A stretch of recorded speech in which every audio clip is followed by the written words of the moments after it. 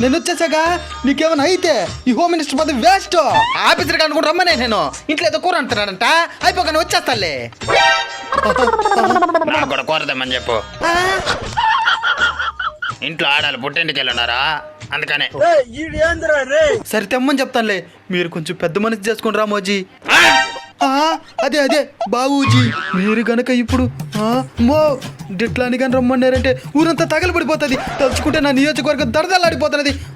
మీ డబ్బులు తెచ్చే పూచి నాది.